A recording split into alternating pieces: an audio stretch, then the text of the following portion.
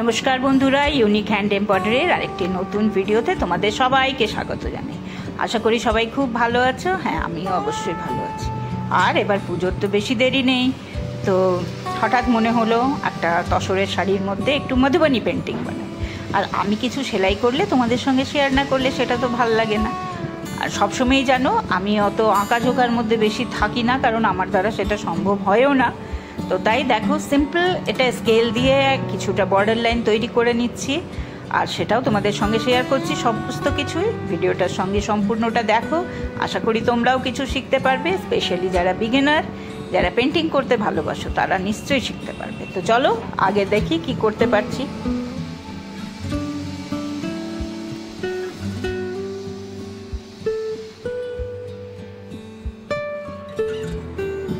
এভাবে স্কেল দিয়ে টানার পরে এই ছোট ছোটোভাবে মোটিভগুলো বানিয়ে নিচ্ছি, যেটা খুব সহজেই বানানো যায়। তার জন্য কোনো ড্রেসিংয়ের দরকার পড়ে না। এই দেখো, প্লাস করে নিচ্ছি। একটু আমার এটা ব্রাশটা একটু ভিজে গেছিলো, তাই এরকম।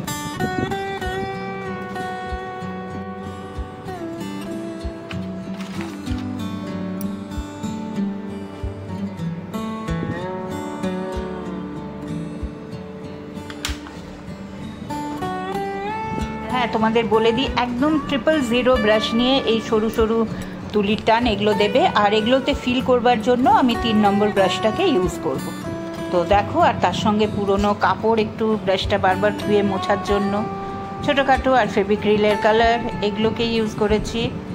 তো দেখো তোমরা, এই দেখো এইভাবে করছি আমি, একদম মানে মিহি করে ছোট পাতলা মতন করে এটা করছি। আর এটা হ্যাঁ, যারা প্রথম করবে না, পুরোনো কাপড়ের মধ্যে আগে একটু প্র্যাকটিস করে নেবে, তাহলে হাতটা পরিষ্কার হয়ে যাবে। আগে করতে তোমাদের ওটা অসুবিধা হবে না।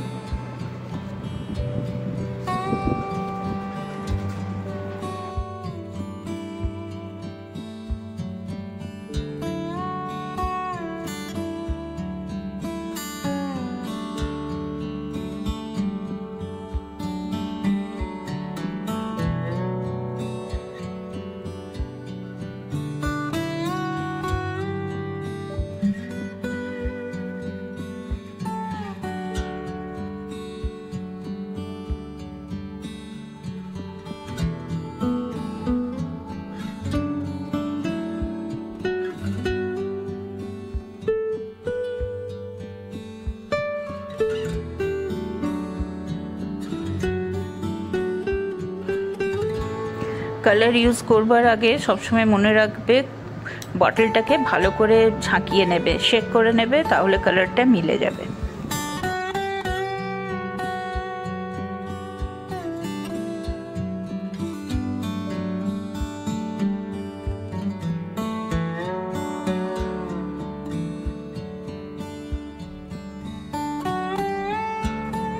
মধুবনী পেন্টিংয়ের মেন হচ্ছে ডাবল লাইন সবসময় হয়, এটা একটা ফোক আর্ট হচ্ছে।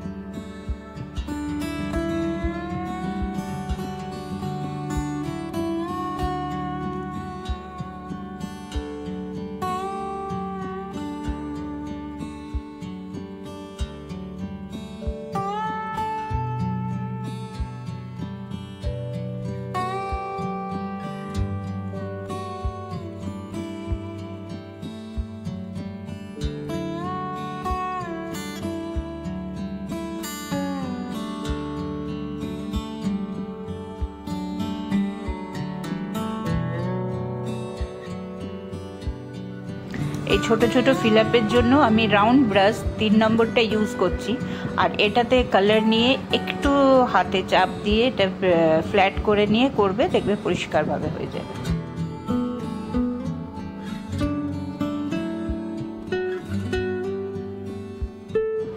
হাতে চাপ দিয়ে মানে হাতে টাচ করবে না, এইভাবে যেমন দেখো ব্রাশ করছি না, তোমরা একটু খেয়াল করো, ওই মোটিভটার মধ্যেই একটু প্রেস করে ওটাকে ফ্ল্যাট টাইপের করে নিয়ে করছি।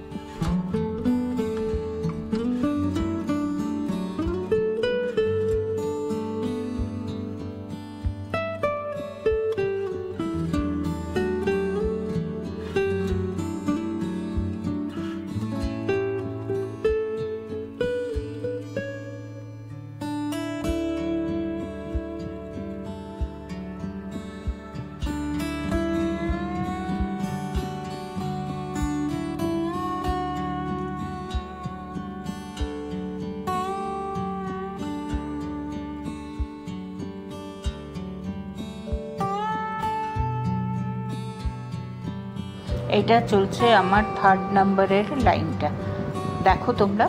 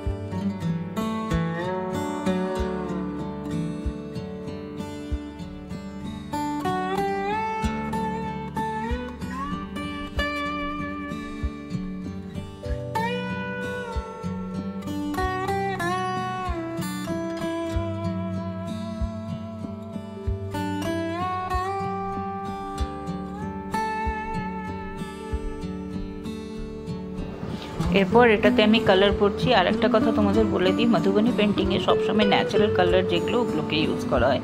ফুল পাতার থেকে নিয়ে কি এইভাবে যেসব রঙগুলো ইউজ হয় ওগুলো ওই টাইপের রঙই বেশি ব্যবহার হয়। তবে হ্যাঁ, আজকাল তোমরা নিজের ইচ্ছে মতন করতে পারো, সব কিছুই তো মিক্স করে পরে অনেক কিছু বানানো হচ্ছে, তো এইভাবেই তৈরি হচ্ছে আর কি।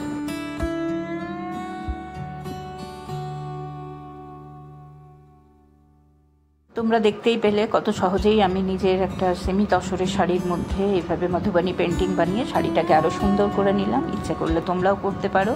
আর এই মধুবনী পেন্টিং কুর্তিতে, শাড়িতে, ব্লাউজে, কুশন কাভারে, পাঞ্জাবিতে, সবেতেই, দুপাট্টাতে, সবেতেই তোমরা ইউজ করতে পারো। একটু প্র্যাকটিস করে নিলে এমন কোনো কিছু কঠিন জিনিস নয়। তো আজকের ভিডিওটা তাহলে এখানেই শেষ করছি। আশা করছি তোমরা কিছু শিখতে পেরেছো। আর তোমাদের যদি এই ভিডিওটা ভালো লেগে থাকে তো অবশ্যই একটা লাইক, কমেন্ট, শেয়ার নিশ্চয়ই করবে। আর হ্যাঁ, যারা আজকে আমার চ্যানেলে নতুন, চ্যানেলটাকে সাবস্ক্রাইব করে পাশে থাকা বেল আইকনটা প্রেস করে দেবে, যখনই আমি নতুন ভিডিও আপলোড করব তার নোটিফিকেশান তোমার কাছে পৌঁছে যাবে। কেমন? তাহলে আজকের ভিডিওটা এখানেই শেষ করছি।